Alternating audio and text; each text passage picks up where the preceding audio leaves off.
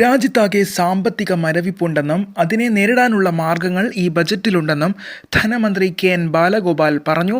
അദ്ദേഹം ഇന്ന് മാധ്യമങ്ങളെ കണ്ടു. തത്സമയ ദൃശ്യങ്ങളിലേക്ക്.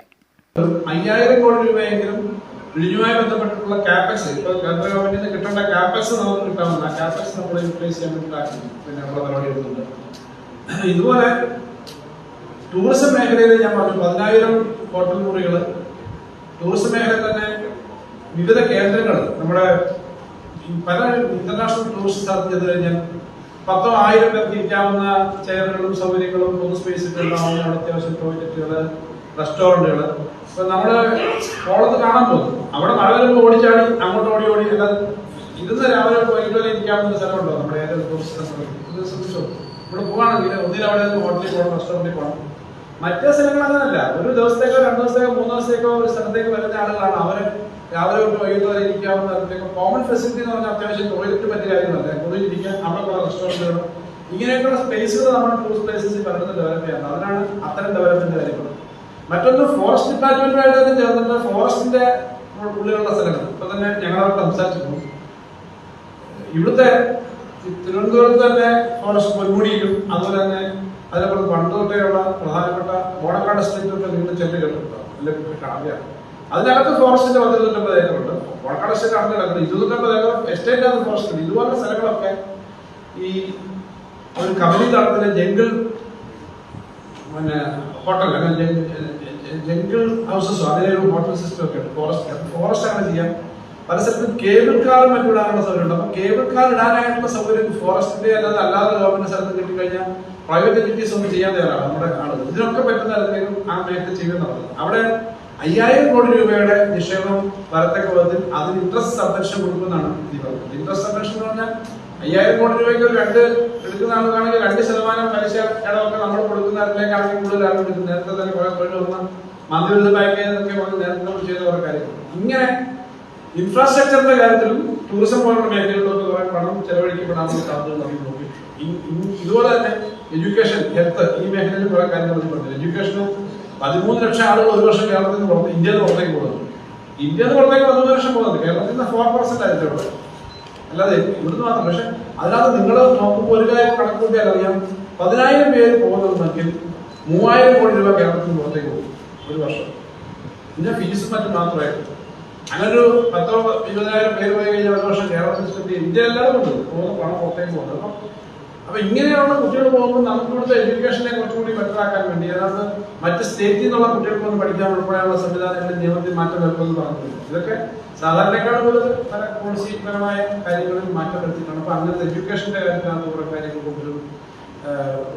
അതേപോലെ കുറെ കാര്യങ്ങൾ അതിനകത്ത് എഡ്യൂക്കേഷൻ മാത്രമല്ല, ഹെൽത്തിന്റെ കാര്യത്തിൽ മെഡിക്കൽ കോളേജുകളോട് ചേർന്ന് തന്നെ പോലും പുറത്തു വരുന്നവർക്ക് ചികിത്സിക്കാനുള്ള സംവിധാനങ്ങൾ ഉണ്ടാക്കാൻ പറ്റുന്ന സാധ്യതകളെ പറ്റി ആലോചിക്കും തുടങ്ങിയ കാര്യങ്ങളെല്ലാം അത് പറഞ്ഞു. അപ്പൊ അങ്ങനെ കേരളത്തിനെ ഇപ്പോഴത്തെ ഒരു സാഹചര്യത്തിൽ കേരളത്തിലെ ശ്വാസം മുട്ടിച്ച് പുറത്തുപോകാനല്ല, കേരളം വളരെ മുന്നോട്ട് പോകാൻ പറ്റുന്ന തരത്തിലേക്കുള്ള കാര്യങ്ങൾ ചെയ്യാൻ ആഗ്രഹിക്കുന്നു. എല്ലാവരും സപ്പോർട്ട് കൊടുക്കും. ആ തരത്തിലൊരു വലിയ ഫോക്കസ് എല്ലാം ആദ്യം വെച്ചിട്ടുണ്ട്. പിന്നീട് അവിടെ വന്നിട്ട് ഓരോ കാര്യങ്ങളും അതിനടുത്തുള്ള കാര്യങ്ങളെ പറ്റി ഞാൻ അടുത്ത് പറയേണ്ട കാര്യം നിങ്ങളെല്ലാം കേട്ടതാണ്. കേരളത്തിന്റെ ചരിത്രത്തിലും പ്രധാനപ്പെട്ട സമയം ഞാൻ പറഞ്ഞത് നമുക്ക് ഇപ്പോൾ വളരെ പ്രധാനപ്പെട്ട തരത്തിലേക്ക് കാര്യങ്ങളൊക്കെ ചെയ്യാൻ പറ്റണം. അടിസ്ഥാന സൗകര്യ വികസനത്തിന്റെ കാര്യങ്ങൾ ഒത്തിരി കാര്യങ്ങൾ ചെയ്തുകൊണ്ടിരിക്കണം. ബാക്കി കാര്യങ്ങൾ കൂടി വരാൻ പറ്റുന്ന അതിലേക്കൂടെ ഏറെ ഫോക്കസ് ഉള്ള കാര്യങ്ങൾ നമ്മൾ ബഡ്ജറ്റിൽ പറഞ്ഞിട്ടുണ്ട്. എഡ്യൂക്കേഷന്റെ, റിസർച്ചിന്റെ ഒക്കെ സ്ഥലത്ത്, ജോലിയുടെ കാര്യത്തിൽ, IT കാര്യത്തിനൊക്കെ തോന്നുന്നുണ്ട്. നാട്ടിൻപുറത്ത് ഒരു 10-20 സ്ഥലത്തെങ്കിലും 100-150-200 ആളൊക്കെ ഉള്ള ജോലി ചെയ്യുന്ന ആളുകൾ അമേരിക്കയിലൊക്കെ പോയിട്ട് തിരിച്ചു വന്ന് ചാറ്റ് ചെയ്ത ഫലങ്ങളുണ്ട്. അതിന്റെ സുൽത്താനത്തേരി ചാലക്കുടിയൊക്കെ നേരിട്ട് പറഞ്ഞു. ഇങ്ങനെയുള്ള കാര്യങ്ങളെ സപ്പോർട്ട് ചെയ്യാനുള്ള സൗകര്യങ്ങൾ ബഡ്ജറ്റിൽ വെച്ചിട്ടുണ്ട്. പിന്നെ സാധാരണയുള്ള സ്കീമുകൾ വെച്ചിട്ടുണ്ട്. ഇത് കേരളത്തെ സംബന്ധിച്ച് വലിയൊരു മാറ്റം ഉണ്ടാക്കാൻ പറ്റുന്നതാണ്. ഇതോടൊപ്പം റബ്ബറിന്റെ കാർഷിക മേഖലയിലെ ഓരോ കാര്യത്തിൽ പറയുമ്പോൾ റബ്ബറിന്റെയാണ് ഒരു കാര്യം പിന്നെ വേറെ ചർച്ച ചെയ്യുന്നതാണ്. അതിനകത്ത് 250 രൂപ കേന്ദ്ര ഗവൺമെന്റ് തരാൻ വേണ്ടി സഹായിക്കും. 250 രൂപ കേന്ദ്രത്തിന്റെ സഹായം വേണം ബാങ്കുകൾ ചെയ്യുന്നത്. കോമ്പറ്റീഷൻ കമ്മീഷൻ ഓഫ് ഇന്ത്യ തന്നെ റബ്ബർ ടയർ ജോലിക്കാരും നടത്തിയിട്ടുള്ള വലിയ ഒരു സൂക്ഷ്മത പറ്റി പറഞ്ഞു. പക്ഷെ കേന്ദ്ര ഗവൺമെന്റ് ഇടപെടുന്നത് അവിടെയാണ്. ഇത്തരം ഒരു സാഹചര്യത്തിൽ ദൈനംദിന കാര്യങ്ങൾക്ക് പോലും പണം അനുവദിക്കാത്ത സാഹചര്യത്തിൽ നമ്മളിപ്പോൾ റബ്ബറിന്റെ താങ്ങുകൾ വർദ്ധിപ്പിച്ചിട്ടുണ്ട്. ചെറിയൊരാണ്. പക്ഷെ അത് വർദ്ധിപ്പിച്ച് ശേഷം 2 വർഷം കഴിഞ്ഞു, 2.5 വർഷം കഴിഞ്ഞു റബ്ബറിന്റെ താങ്ങുകൾ വർദ്ധിപ്പിച്ചു. മാർക്കറ്റിൽ ഇപ്പൊ കിട്ടുന്ന വിലയെക്കാളും അവർക്ക് 10-15 രൂപ അധികം കിട്ടുന്ന വിലയാണ് അതിനകത്ത് വന്നിട്ടുണ്ട്. പിന്നെ ജീവനക്കാരുടെ DA പ്രശ്നം നിരന്തരമായി പറഞ്ഞുകൊണ്ടിരുന്ന പ്രശ്നമാണ്. DA ശരിയാണ്, ശമ്പള പരിഷ്കരണവും മറ്റുള്ള സ്ഥലത്തും നടത്തുമ്പോൾ നമ്മൾ നടന്നു, പക്ഷെ കുറച്ചു കാലമായിട്ട് DA കൊടുക്കുന്നില്ല. DA കുറച്ചു കാലം കൊടുക്കാതെ വീണ്ടും ഒരുമിച്ച് കൊടുക്കുന്ന സ്ഥിതിയൊക്കെ പണ്ട് കേരളത്തിലുണ്ട്. അപ്പൊ അത് ഞങ്ങളുടെ സർക്കാർ ജീവനക്കാരുടെ കാര്യത്തിലൊക്കെ താല്പര്യമുള്ളത് നിൽക്കുന്നവരാണ്. ഞങ്ങളൊന്നും വേണ്ട, സർക്കാർ ജീവനക്കാരും വേണ്ട, ഇത്രയും സർവീസിനാണ് ഞങ്ങളെന്ന് പറയുന്നതല്ല. വളരെ സീരിയസ് ആയ ഇഷ്യൂ ആയിരുന്നു പങ്കാളിത്ത പെൻഷൻ. പെൻഷനേ ഇല്ല എന്നുള്ളതാണ്. പങ്കാളിത്ത പെൻഷൻ എന്ന് പറഞ്ഞാൽ നമ്മൾ കൊടുക്കുന്ന ഈ തുക കൊണ്ടുണ്ടാക്കുന്ന പെൻഷന് യാതൊരു ഇൻകം ഗ്യാരണ്ടി ഇല്ല. ഇപ്പൊ PF-ലൊക്കെ ഉള്ളവരുടെ കാര്യത്തിൽ അറിയാം, വളരെ തുച്ഛമായിട്ട് നിങ്ങൾക്ക് തന്നെ പത്രപ്രവർത്തക സ്ഥാനങ്ങളിൽ പണ്ടുണ്ടാക്കുന്ന പെൻഷൻ പലപ്പോഴും സ്ഥിരതയില്ല പെൻഷൻ. അതുകൊണ്ട് അഷ്വേർഡ് പെൻഷൻ സ്കീമിലേക്ക് വരണം. അതിനുള്ള സാങ്കേതിക കാര്യങ്ങളുണ്ട്. ഇപ്പൊ തന്നെ ഒരു പെൻഷൻ സ്കീമിൽ ഗവൺമെന്റ് ഓഫ് ഇന്ത്യ കളക്ട് ചെയ്ത ഫണ്ടുണ്ട്, അതിന്റെ കാര്യങ്ങൾ തന്നെ പറയുന്നുണ്ട്. അപ്പൊ അത് നമുക്ക് തിരിച്ച് കളക്ട് ചെയ്തിട്ടുണ്ട്. പുതിയൊരു സ്കീം മറ്റു പല സംസ്ഥാനങ്ങളും പൂർണ്ണമായും വിജയകരമായിട്ട് പലത് ചർച്ച ചെയ്യുന്നുണ്ട്. അപ്പൊ അതിനനുസരിച്ച് നമ്മുടെ ഇന്റൻഷൻ സർക്കാർ ജീവനക്കാർക്ക് അടിച്ചേർത്തല്ല, അവർക്കൊരു അഷ്വേർഡ് ആയിട്ട് ഒരു പെൻഷൻ കിട്ടുന്ന തരത്തിലുള്ള സ്കീം വേണം എന്നത് ഞങ്ങളുടെ കാഴ്ചപ്പാട് അതിന്റെ ഭാഗമായിട്ട് പറഞ്ഞിട്ടുണ്ട്. അപ്പൊ ഇങ്ങനെ കുറച്ച് കാര്യങ്ങൾ ആളുകൾക്ക് സഹായകരമായ കാര്യം പറഞ്ഞിട്ടുണ്ട്. എന്നാൽ വലിയ തോതിൽ നമ്മളെ വല്ലാതെ ബുദ്ധിമുട്ടിക്കുന്നത് ഇപ്പോഴും ഞങ്ങൾ ഓരോ ദിവസവും ഈ കാര്യങ്ങൾ പറയുന്നതും ആവർത്തനമാകുന്നതുകൊണ്ടാണ് ഞാൻ പറയാറുള്ളത്. ഇപ്പൊ തന്നെ നമ്മൾ ബോറോയിങ് എടുത്തു, ആ പണം തിരിച്ചടച്ചു. അപ്പൊ ആ തിരിച്ചടച്ചുള്ളത് തുല്യമായിട്ട് വീണ്ടും എടുക്കാം. ഇതാണ് റീപ്ലേസ്മെന്റ് ബോറോയിങ് എന്ന് പറയുന്നത്. റീപ്ലേസ്മെന്റ് ബോറോയിങ് കിട്ടേണ്ടതാണ്, ഇപ്പൊ കഴിഞ്ഞ ആഴ്ച കിട്ടുന്നതാണ്. അതുപോലെ തന്നെ ഇങ്ങനെ ധാരാളം പ്രശ്നങ്ങൾ നമ്മൾ നേരിടുന്നുണ്ട്. അപ്പൊ അത്തരം പ്രശ്നങ്ങളുള്ളത് കൊണ്ട് തന്നെ വലിയ തോതിൽ സംസ്ഥാനത്തെ ബുദ്ധിമുട്ടാക്കിക്കൊണ്ടിരിക്കുന്ന സമയമാണ്. അതുകൊണ്ട് നമ്മൾ ഞാനത് പറഞ്ഞിട്ട് ഈ സാമൂഹ്യ പെൻഷൻ 65 ലക്ഷം പേർക്ക് കൊടുക്കുന്നതാണ്. അവർക്ക് പെൻഷൻ കൊടുക്കുന്നതിന് സമയബന്ധിതമായി ഓരോ മാസം കൊടുക്കാൻ പറ്റാത്തൊരു പ്രശ്നമുണ്ടെന്നുള്ളത് നിങ്ങൾക്ക് അറിയാവുന്നതാണ്. അപ്പൊ അത് കൊടുക്കാൻ വേണ്ടിയുള്ള ശ്രമം വളരെ സജീവമായിട്ട് നടക്കുക. അടുത്ത വർഷം തന്നെ കൃത്യമായ ഒരു പോപ്പുലേഷൻ ഉണ്ടാക്കി അത് കൃത്യമായിട്ട് മാസത്തോളം കൊടുക്കുന്നതിന്റെ കാര്യമാണ് ആലോചിക്കുന്നതെന്ന് പറഞ്ഞിട്ടുണ്ട്. അപ്പൊ ഇതിനൊപ്പം നിയമപരമായ കാര്യങ്ങൾ നമുക്ക് അറിയുന്നത്. അപ്പൊ ഇങ്ങനെ പൊതുവിധി ബഡ്ജറ്റിനകത്ത് ഓരോ മേഖല എടുത്താലും നമ്മൾ ചെയ്യാൻ ഉദ്ദേശിക്കുന്ന കാര്യങ്ങൾ, ഡെവലപ്മെന്റിന്റെ കാര്യം, സർക്കാർ ജീവനക്കാരുടെ കാര്യത്തിൽ എടുക്കുന്ന കാര്യം, പൊതുസമൂഹത്തിന്റെ കാര്യത്തിൽ എടുക്കുന്ന കാര്യം, പിന്നെ ക്ഷേമ പെൻഷന്റെ അടക്കം കാര്യങ്ങൾ എടുക്കുന്ന സമയത്ത് പറഞ്ഞിട്ടുണ്ട്. റവന്യൂ വരുമാനം അല്പം വർദ്ധിപ്പിക്കാനുള്ള ശ്രമം നടത്തിയിട്ടുണ്ട്. വലിയ തോതിൽ ഫീസ് വർദ്ധിപ്പിക്കാൻ പറ്റത്തില്ല. നിങ്ങളോട് തന്നെ ഓപ്പണായിട്ട് നിങ്ങളുമായിട്ട് കഴിഞ്ഞ ദിവസങ്ങളുടെ ഡിസ്കഷൻ കാണുമെന്ന് ഞാൻ പറഞ്ഞത്. നമുക്ക് ലെവലിൽ എപ്പോഴൊന്നും വർദ്ധിപ്പിക്കാൻ പറ്റത്തില്ല. കാരണം അങ്ങനെ നമ്മുടെ സംസ്ഥാനത്ത് ടാക്സ് മാത്രം വർദ്ധിച്ചുകൊണ്ട് പോകാൻ പറ്റത്തില്ല. അതുകൊണ്ട് വർഷങ്ങളായിട്ട് കളിക്കുകയായിരുന്നു. 63-ല് തീരുമാനിച്ച ഒരു ടാക്സ് ഇപ്പം പുതുക്കി പറഞ്ഞാൽ ചെറിയ പണമാണെങ്കിൽ 63-ല് 1963 അങ്ങനെയൊക്കെയുള്ള ചില ടാക്സുകൾ ഇനിയുണ്ടെന്ന് പോലെ എല്ലാ ഡിപ്പാർട്ട്മെന്റിലും ചെറിയ ചിലപ്പോൾ 1-2 കോടി രൂപയൊക്കെ ആയിരിക്കും സംസ്ഥാനത്ത് ആകെ ഇതിന് ഭാഗം. പക്ഷെ അത്തരം കാര്യങ്ങളിലൊക്കെ ചെറിയ കാര്യങ്ങളുള്ളതേ ഉള്ളൂ. അത് കണക്ട് ചെയ്തിട്ടുണ്ട്. പിന്നെ ഈ രജിസ്ട്രേഷനുമായി ബന്ധപ്പെട്ടുള്ള ഭൂമി ഇടപാടിന്റെ കാര്യത്തിലൊക്കെ ഈ ബാങ്കുകളും ആവശ്യപ്പെടുന്ന കക്ഷികളും ആവശ്യപ്പെടുന്നതാണ്. നമ്മുടെ ഭൂമി പണയം വെച്ചിട്ട് എടുക്കുമ്പോൾ അതിന് രേഖയും കണക്കൊന്നും പലപ്പോഴും ഇല്ല. പിന്നെ ഇത് പൊക്കോരോ ചെയ്യുന്നതല്ലാതെ ഇതിനകത്ത് എൻകംപ്രൻസ് പോലെയൊക്കെയുള്ള കാര്യങ്ങളുണ്ട്. വേറെ ആരെങ്കിലും ഉപയോഗിച്ചുകൊണ്ട് ഇത്തരം കാര്യങ്ങൾ വരാൻ വേണ്ടിയുള്ള കാര്യങ്ങളുള്ള സാങ്കേതിക കാര്യങ്ങളോ വലിയ തുകയുടെ കാര്യങ്ങളോ അത് അറിയില്ല. മണ്ണ് വാരുന്നത് ഇപ്പം പിന്നെ നമ്മൾ എല്ലാവരും അംഗീകരിക്കുന്ന മണ്ണ് വാരാനുള്ള കാര്യം ഇപ്പം ഇതിന്റെ സാങ്കേതിക കാര്യങ്ങളൊക്കെ മണ്ണ് വാരുന്നത് കിട്ടുന്ന വരുമാനം, പഴയ വണ്ടി ഓഫീസിലെ പഴയ സാധനങ്ങൾ എല്ലാ പണവും കൃത്യമായി കിട്ടാൻ വേണ്ടിയിട്ടുള്ള കാര്യങ്ങൾ സ്ക്രാപ്പ് പോളിസി അനുസരിച്ച് ചെയ്യുക. രജിസ്ട്രേഷനിലും മറ്റുമൊക്കെ ചെറിയ പൈസ അങ്ങനെ ചെറിയ കാര്യങ്ങളാണെങ്കിൽ 10,000 കോടി രൂപയുടെ ഒരു വരുമാനമാണ് പരമാവധി നമ്മൾ ഉണ്ടാക്കാനായിട്ട് ശ്രമിച്ചിട്ടുള്ളത്.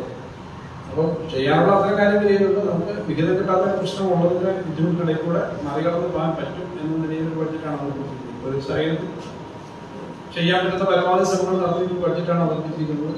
എന്തായാലും ഒരു കാര്യം ഞാൻ ഉറപ്പ് പറയാം, കേരളത്തിനകത്ത് വലിയ തോതിൽ കുതിച്ചുചാട്ടത്തിനുള്ള പ്ലാറ്റ്ഫോം തന്നെ ഉണ്ട്. അതിന് ഞാൻ ഒരു പത്രസമ്മേളനത്തിൽ ബഡ്ജറ്റ് കഴിഞ്ഞിട്ട് പിന്നെ ഒരു ആലങ്കാരികമായി പറഞ്ഞ ശരിക്കും കേരളത്തിന് ഒരു നല്ല ജമ്പ് ഉണ്ടാക്കാൻ പറ്റുന്ന തരത്തിലുള്ള കാര്യങ്ങൾ വരും. അത് ഇന്നിപ്പോ ഞാൻ അടുത്ത ആഴ്ച കൊടുക്കുമെന്ന് പറഞ്ഞില്ലല്ലോ. പക്ഷെ അടുത്ത വർഷത്തെ പറ്റി ഞാൻ അപ്പം കൂടി കോൺഫിഡൻസ് കൂടി തന്നെയാണ് ഈ കാര്യങ്ങളെല്ലാം സപ്പോർട്ട് ചെയ്ത് വരുന്നത്. അപ്പൊ ആ തരത്തിൽ കേന്ദ്ര ഗവൺമെന്റിന്റെ അടുത്ത് ഉണ്ടാകുന്നത് വരാനുണ്ട്. അപ്പൊ ഇത് അനുസരിച്ചിട്ടാണ് ചെയ്തത്. നിങ്ങളുടെ ഈ കാര്യങ്ങളെ ഡീറ്റെയിൽസ് എല്ലാം നിങ്ങളുടെ ഉള്ളതുകൊണ്ട് ഞാൻ കൂടുതൽ അതിന്റെ കണക്കുകളൊന്നും പറയേണ്ടതല്ല. ബഡ്ജറ്റ് ബഡ്ജറ്റ് കാര്യങ്ങളുണ്ട്. പിന്നെ ഇപ്രാവശ്യം നമ്മളിത് ആദ്യമായിട്ട് എൻവയോൺമെന്റ് ബഡ്ജറ്റ് അവതരിപ്പിച്ചിട്ടുണ്ട്. എന്നാൽ ബഡ്ജറ്റ് സ്പീച്ചിലടക്കെ അങ്ങനെ പറഞ്ഞില്ല. എൻവയോൺമെന്റ് ബഡ്ജറ്റ് ഇന്ത്യയിലെ ഫസ്റ്റ് ടൈമാണ്. ഇന്ത്യയിൽ ഒരു സ്റ്റേറ്റ് കഴിഞ്ഞ ദിവസം നമ്മൾ R&D ബഡ്ജറ്റ് അവതരിപ്പിച്ചിരുന്നു. R&D ബഡ്ജറ്റ് ഇപ്പോഴും നമുക്കുണ്ട്. R&D ജെൻഡർ അതിനുമുമ്പ് നമ്മൾ തുടങ്ങിയിരുന്നു. ജെൻഡർ നമ്മൾ തുടങ്ങി മാറ്റിച്ചതും R&D ബഡ്ജറ്റ് നമ്മൾ കഴിഞ്ഞ പ്രാവശ്യം ആദ്യമായിട്ട് അവതരിപ്പിച്ചു. ഇപ്രാവശ്യം ക്ലൈമറ്റ് നമ്മുടെ എൻവയോൺമെന്റുമായി ബന്ധപ്പെട്ട ബഡ്ജറ്റ് അവതരിപ്പിച്ചു. കാരണം അതൊക്കെ ഒരു സമൂഹത്തിനോടുള്ള ഒരു ഉത്തരവാദിത്വം കാണിക്കാൻ വേണ്ടി നമ്മൾ ആ മേഖലയെ പറ്റി നല്ല വർക്ക് ചെയ്തിട്ടുണ്ട്. ഇതിനകത്ത് പിന്നെ ഓരോ ബഡ്ജറ്റിൽ ഓരോ ഭാഗം എടുത്തു പറയേണ്ടതല്ല. നമ്മൾ വലിയ തുക വെച്ചിട്ടുണ്ടെങ്കിൽ സ്കൂൾ കുട്ടികളുടെ ഇപ്പൊ ഈ IT AI രംഗത്തൊക്കെ വരുന്ന വഴി വ്യാജ വാർത്തകൾ തെറ്റിദ്ധരിപ്പിക്കുന്നതും പ്രധാനമന്ത്രി സംസാരിക്കുന്നതും മുഖ്യമന്ത്രി സംസാരിക്കുന്നതിൽ ആർട്ടിഫിഷ്യൽ ഇന്റലിജൻസ് ഉപയോഗിക്കുന്നത്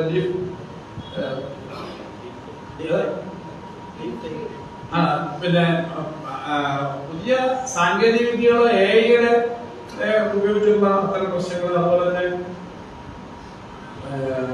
അത്തരം കാര്യങ്ങൾ എഡ്യൂക്കേഷൻ മയക്കുമരുന്ന് മാത്രമല്ല ഒരു പ്രശ്നം, തെറ്റായ ഇൻഫർമേഷനുകളുടെ പ്രശ്നമുണ്ട്. അതുപോലെ തന്നെ AI റോബോട്ടിക് ടെക്നോളജി ഒക്കെ നല്ലതുപോലെ ഉപയോഗിക്കുന്നതിന് ഉള്ള കാര്യങ്ങൾ, ഇങ്ങനെ പല മേഖലയിലെ കാര്യങ്ങളും നിങ്ങളുടെ ചോദ്യങ്ങൾക്കനുസരിച്ച് കേന്ദ്രാവതരണം തുടർന്നാൽ പ്ലാൻ ബി വേണ്ടിവരുന്നതാണ് പ്രഖ്യാപിച്ചത്. അതുപോലെ തന്നെ അത് ഇതിൽ തന്നെ ആരോഗ്യം, സ്കൂൾ വിദ്യാഭ്യാസം, ഹയർ എഡ്യൂക്കേഷൻ, ഇതിൽ ക്രൗഡ് ഫണ്ടിങ് പറഞ്ഞിട്ടുണ്ട് നിർദ്ദേശിച്ചിട്ടുണ്ട്. എക്സാക്ട്ലി ക്രൗഡ് ഫണ്ടിങ് ഈ പ്ലാൻ ബിയുടെ തുടക്കമാണോ ഈ ക്രൗഡ് ഫണ്ടിങ്? അല്ല, പ്ലാൻ ബി എന്തൊക്കെയാണെന്ന് പറഞ്ഞിട്ടില്ല. നമുക്ക് തകരാൻ പറ്റത്തില്ല, നമുക്ക് തകരാൻ പറ്റില്ല എന്നുള്ളതാണ്. അപ്പൊ അതിന് പലതരത്തിലുള്ള കാര്യങ്ങൾ ചെയ്യേണ്ടി വരും. അത് ഈ ആളുകളുടെ മാത്രം ഫണ്ട് മേടിച്ച് ചെയ്യുക എന്നുള്ളത് മാത്രമല്ല, പലതരത്തിൽ നമ്മുടെ ഡെവലപ്മെന്റിന് പല കാര്യങ്ങൾ ചെയ്യാൻ പറ്റും എന്നുള്ളത് വിശദാംശങ്ങൾ നമ്മൾ അപ്ലോഡ് ചെയ്യണം. കാരണം ഇത് വ്യവസ്ഥാപിതമായി നമുക്ക് കിട്ടുന്ന നിയമം അനുസരിച്ച് കാര്യങ്ങൾ ചെയ്യുന്ന പ്രദേശത്തിൽ എപ്പോഴും വർക്ക് ചെയ്യും. അത് വന്നിട്ടില്ല. അപ്പൊ അതനുസരിച്ചിട്ട് പ്ലാൻ ബി എന്ന് പറഞ്ഞതാണ്. അതായത് സിസ്റ്റത്തിനകത്ത് പറഞ്ഞിട്ട് ഡെവലപ്പ് ചെയ്യാമെന്ന് പറഞ്ഞത് കിഫ്ബിയെ പറ്റി പറയുന്നുണ്ടല്ലോ. ആ ഭാഗം കണ്ടില്ലേ? ഉണ്ട്, കിഫ്ബി ഉണ്ട്. കിഫ്ബി ഇത് ചെയ്തുകൊണ്ടിരിക്കുന്ന കാര്യങ്ങളും എല്ലാവരും പാർട്ടുണ്ട്. നമ്മള് ഏകദേശം 30,000 കോടി രൂപയുടെ പ്രവർത്തിപ്പ് നടത്തി. ഇനിയിപ്പോ മുന്നോട്ട് പോകണം എന്ന് മാത്രമല്ല, കഴിഞ്ഞ ദിവസം വന്നുകൊണ്ടിരിക്കുന്ന ചില വാർത്തകളുണ്ട്. കോടതി കേസൊക്കെ ആയിട്ട് വന്നിട്ട് ഏറ്റവും കൂടുതൽ ക്യാപിറ്റൽ ഇൻവെസ്റ്റ്മെന്റിന് പണം മൂലധന നിക്ഷേപം കുറച്ചാണ് കേരളം നടത്തുന്നത്. പക്ഷെ കഴിഞ്ഞ ദിവസം റിസർവ് ബാങ്കിന്റെ കണക്കുകളും ഒരു പ്രമുഖമായ പത്രം തന്നെ ഇന്ത്യൻ എക്സ്പ്രസിനാണെന്ന് തോന്നുന്നു ഒരു വാർത്ത വന്നിരിക്കുന്നത്. ഇന്ത്യയില് ഏറ്റവും കൂടുതൽ ക്യാപിറ്റൽ ഇൻവെസ്റ്റ്മെന്റ് പെർസെന്റേജ് അടിസ്ഥാനത്തിൽ GST പെർസെന്റേജ് അടിസ്ഥാനത്തിൽ നടത്തുന്ന കേരളമാണ്. കാരണം കിഫ്ബിയുടെ പണവും കിഫ്ബി മുടക്കുന്നത് ഇതോട് ചേർന്നത്. ആ കിഫ്ബി അത്രയും ക്യാപിറ്റൽ ഇൻവെസ്റ്റ്മെന്റ് നടത്തുന്ന സ്ഥലം തന്നെ. നമ്മൾ കേരളമാണ് ഇന്ത്യയിലെ ടോപ്പായിട്ട് നിൽക്കുന്നതെന്നാണ് കഴിഞ്ഞത് വാർത്ത. കിഫ്ബിയെ പറ്റിയുണ്ട്.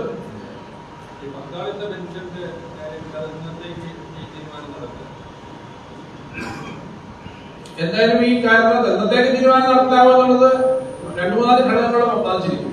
ഒന്നിപ്പം കേന്ദ്ര ഗവൺമെന്റ് ഈ പണം മൊത്തം കേന്ദ്ര ഗവൺമെന്റിന്റെ വച്ചിട്ടുണ്ട്. മറ്റു ചില സ്റ്റേറ്റുകൾക്ക് ഇക്കാര്യം ചെയ്തിട്ട് ചില പ്രശ്നങ്ങൾ തീർക്കാൻ പറ്റിയിട്ടില്ല.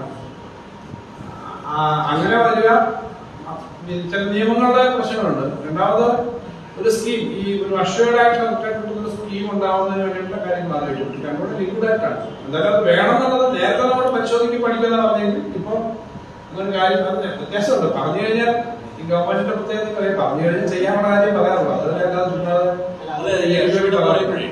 നമ്മൾ പറയുന്നത് കേന്ദ്രത്തിൽ നമ്മൾ ഇതുവരെ കൊടുത്തിട്ടുള്ള ഫണ്ട് അത് നമ്മൾ തിരിച്ചെടുത്തിട്ട് നമ്മളൊരു പുതിയ സ്കീം തുടങ്ങുന്നതാണോ, അതോ ഈ പെൻഷൻ പറ്റുന്നവരുടെ മിനിമം പെൻഷൻ എന്ന് പറയുന്ന സാധനം ഗ്യാരണ്ടി? അല്ല, അതിനകത്ത് ഇതുവരെ ഇല്ലാത്തൊരു പുതിയ സാഹചര്യമായിട്ട് എങ്ങനെയാണ് നടപ്പിലാക്കാൻ പറ്റുമെന്നുള്ളത് പഠിക്കാതെ പറ്റുന്നത്. നമ്മള് അതിന്റെ ഒരു സാമ്പത്തിക എക്കണോമിക് മോഡല് എങ്ങനെ ചെയ്യും. എന്തായാലും ഒരു അഷ്വേർഡായിട്ടുള്ള ഒരു പെൻഷൻ തന്നെയാണ് കിട്ടണമെന്നുള്ളതിനകത്ത് തത്വത്തിൽ നമുക്ക് യോജിപ്പാണ്. അല്ലാതെ വളരെ ഈ മാർക്കറ്റ് ഗ്യാമ്പിളിന് വിധേയമായിട്ടുള്ള പെൻഷൻ അല്ല. തമ്മിൽ വ്യത്യാസമുണ്ട്. നിങ്ങൾക്ക് PF പെൻഷൻ അതൊക്കെയുള്ള ആളുകൾ ചോദിച്ചറിയാം. വലിയ പൈസ കിട്ടുമ്പോൾ വളരെ ചെറിയ തുക കിട്ടുന്ന കാര്യമല്ലോ. സ്റ്റാറ്റ്യൂട്ടറി പെൻഷൻ എന്നാൽ ആസിറ്റീസ് പഴയ പെൻഷൻ നിലയിൽ നമ്മൾ പറഞ്ഞിട്ടില്ല. അതെന്തായാലും ഒരു ഇത്തരം കാര്യങ്ങൾ ഇത്രയും പണമൊക്കെ ഇൻവോൾവ് ചെയ്ത് വരുന്നതാണ്. അപ്പം സ്റ്റാറ്റ്യൂട്ടറി പെൻഷൻ എന്നുള്ള തരത്തിലേക്കല്ല പറഞ്ഞേക്കുന്നത്. എന്നാൽ ഒരു അഷ്വേർഡ് ആയിട്ടുള്ള പെൻഷൻ എന്ന് പറയുമ്പോൾ അതിന്റെ രീതികൾ പഠിക്കണം. അത് പക്ഷെ പഠിച്ചത് നമുക്ക് കാണാൻ പറ്റും. ഇതൊരു നമ്മുടെ ഇൻസ്റ്റിറ്റ്യൂഷൻ ഇതാണ്. ഇതുവരെ LDF ഗവൺമെന്റ് അന്ന് വന്ന് പഠിച്ചു. നമ്മളത് ഇപ്പോഴാണ് ആദ്യമായിട്ട് പറയുന്നത്. ഇപ്പോഴത്തെ ഒരു സാഹചര്യം ഇന്ത്യയിലെ പല സംസ്ഥാനങ്ങളിലേക്ക് അനുഭവിച്ചിട്ട് കാര്യം പറയുന്നത്. കൃത്യമായി നമുക്കൊരു പോളിസി കിട്ടും. കേന്ദ്ര ഗവൺമെന്റ് സമിതി ഒരു വാഗ്ദാനം പറഞ്ഞിട്ടാണ്. മാത്രമല്ല മറ്റു പ്രതിപക്ഷ സംസ്ഥാനങ്ങളെല്ലാം രാജസ്ഥാൻ അവർ ഈ NPS ഒഴിവാക്കി OPS ഓൾഡ് പെൻഷൻ സ്കീമിലേക്കാണ് പോയത്. കേരളത്തിലെ ഇടതുപക്ഷ സംഘടനകൾ കൂടെ ആവശ്യപ്പെടുന്നത് OPS ആണ്. ഈ സംസ്ഥാനങ്ങളിലെല്ലാം അതേപോലെ നടന്നിട്ടുണ്ടെന്ന് അന്വേഷിക്കുന്നു. ഇല്ലല്ലോ. കേന്ദ്ര പൈസ കൊടുക്കാത്തത്.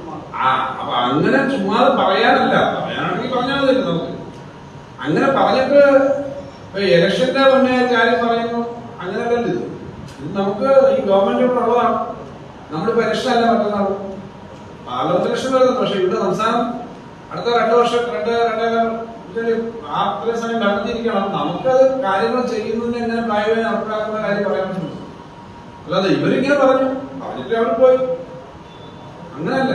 ഇത് നടത്താൻ പറ്റും ഈ തരത്തിലാണെങ്കിൽ എന്നൊരു ധാരണയുണ്ട്. മനുഷ്യന്റെ ബാക്കി നിലവിലുള്ള സെക്രട്ടറി കമ്മീഷനായി ബന്ധപ്പെടുത്തിയിട്ട് മാത്രമല്ല പഠനം നടത്തിയിട്ട് ചെയ്യുന്നത്.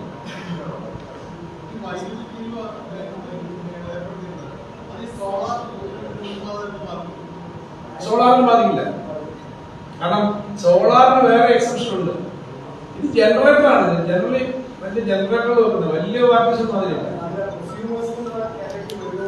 അല്ല, ഈ സോളാറിന്റെ നിയമം ഞാൻ മനസ്സിലാക്കി ഡിസ്കസ് ചെയ്തപ്പോൾ സോളാർ ഈ പറഞ്ഞ സോളാർ പോളിസി ഉണ്ടല്ലോ എൻവയോൺമെന്റ് ഫ്രണ്ട്ലി, അതിനകത്ത്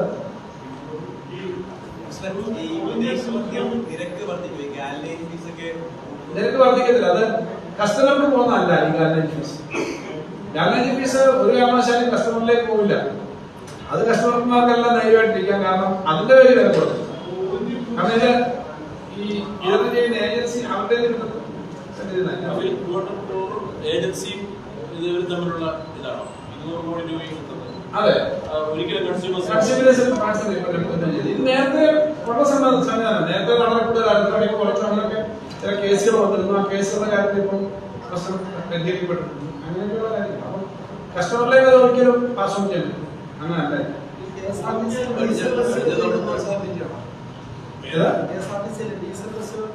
ഡീസൽ ബസ്സുകള് നമ്മൾ ഒരിക്കലും നിരാകരിച്ചിട്ടില്ലല്ലോ. ഇലക്ട്രിക് ബസ്സുകള് നമുക്കിപ്പം തന്നെ ഈ സ്മാർട്ട് സിറ്റി പോലെയുള്ള പ്രൊജക്ടുകളുടെ ഭാഗമായിട്ട് കുറെ ഇലക്ട്രിക് ബസ്സുകൾ വരുന്നുണ്ട്. അതിന് ഗവൺമെന്റ് കൊടുക്കുന്ന ഭാഗം കൊടുത്ത വണ്ടികൾ എടുക്കുന്നുണ്ട്. ആ വണ്ടികൾ നമ്മൾ എടുക്കുന്നുണ്ട്. എൻവയോൺമെന്റ് ഫ്രണ്ട്ലി ആണ്. അതേസമയം നമുക്ക് ഡീസൽ ബസ്സുകളും ഡീസൽ വാഹനങ്ങളും പൊതുവെ പിന്നെ നമ്മൾ വേണ്ട എന്നുള്ള സമയത്ത് വേണമെന്ന് പറഞ്ഞ അത്തരത്തിലുള്ള ബസ്സിലേക്ക് എത്തിയിട്ടില്ല. ഈ അടുത്ത പ്രാവശ്യം പെൻഷന് വേണ്ടി പുതിയൊരു രീതി വരും. പെൻഷൻ കമ്പനി ഉണ്ട്. അങ്ങനെ എന്തെങ്കിലും ഡിസൈൻ ഉണ്ടോ മനസ്സിലായി? ഇല്ല, പെൻഷൻ കമ്പനി ഒരു മോഡലായിരുന്നു. ആ പെൻഷൻ കമ്പനി ആ മോഡൽ വെച്ച് ഞാൻ പറഞ്ഞല്ലോ 34,000-35,000 crores ഉണ്ടായിരുന്നു. ഞാനിപ്പോ രണ്ടാം പിണറായി സർക്കാരിന്റെ ഭാഗമായിട്ട് മന്ത്രിയായിട്ട് എടുക്കുമ്പോൾ പെൻഷൻ കമ്പനിയിൽ ഏകദേശം 34,000-35,000 കോടിയോളം എടുത്തിരുന്നതാണ്. നമുക്ക് അതിന്റെ ഒരു കുഷനിങ് ഉണ്ടായിരുന്നു. കാരണം ഇപ്പോ എനിക്ക് വാസ്തവത്തിൽ മന്ത്രി എന്ന നിലയിൽ ഞങ്ങൾ ഫിനാൻസ് സെക്രട്ടറി ഞങ്ങൾ 5,000 കോടി വേണം ഇപ്പൊ പെൻഷൻ, അല്ലെങ്കിൽ 3,000 കോടി വേണമെന്ന് ഇരിക്കട്ടെ. ഞങ്ങൾക്ക് ഈ പെൻഷൻ കമ്പനിയിൽ എടുക്കാം. 3,000 കോടി കഴിഞ്ഞിട്ട് ഞങ്ങളൊരു 3, 4, 5 മാസം 3-4 മാസം കഴിയുമ്പോൾ നമുക്ക് അടുത്ത കൂടുതൽ മാർച്ച് കഴിയുമ്പോഴത്തേക്കാണ് കൊടുക്കേണ്ടത്. അപ്പൊ ഈ 3 മാസത്തെ അല്ലെ 6 മാസത്തെ പലിശ ഞങ്ങൾ 3,000 കോടിക്ക് ഒരു പിന്നെ 100 കോടി അല്ലെ 60 കോടി പലിശ കൂടെ ആവും. ഞങ്ങൾ ഇപ്പൊ ഒരു 3,000 കോടി എടുത്ത് വിതരണം ചെയ്താൽ 3-4 മാസം കഴിയുമ്പോൾ 60-80 കോടി പലിശയും കൂടെ ആവും. പക്ഷെ ഞങ്ങൾക്ക് ഈ സമയത്ത് കൊടുക്കാൻ പറ്റും. അതിനാണ് ലിക്വിഡിറ്റി മാനേജ്മെന്റ് ആണ് പെൻഷൻ കമ്പനി പ്രധാനമായിട്ട്. അപ്പൊ അത് സർക്കാരിന് കൊടുക്കാൻ പറ്റും.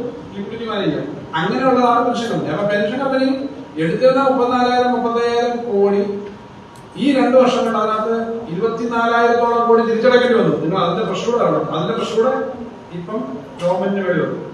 എന്നാൽ പിന്നെ എടുക്കാൻ പറ്റില്ല. പിന്നെ ഏതെങ്കിലും എടുത്താൽ സർക്കാരിന്റെ ദൈനംദിന ബോറോയിങ് വരും. നേരത്തെയാണ് ദൈനംദിന ബോറോയിങ് വരില്ല, അതൊരു കമ്പനിയാണ്. അപ്പൊ അങ്ങനെ ഒരു കമ്പനി ഉപയോഗിച്ച് ചെയ്യാൻ പറ്റില്ല. നേരത്തെ ഇത്രയും വലിയ തുക എടുക്കാൻ പറ്റുമായിരുന്നു. അത് മുഴുവൻ കൊടുക്കും. ആ കൊടുക്കുന്നതാണോ അതിന് പകരം നമുക്ക് റീപ്ലേസ്മെന്റ് എടുക്കാൻ പറ്റുന്നില്ല. ഇപ്പോൾ എന്നാൽ നേരത്തെ എടുത്തതിന്റെ പേര് നമ്മുടെ ബോറോയിങ് വെട്ടിക്കുറച്ചു.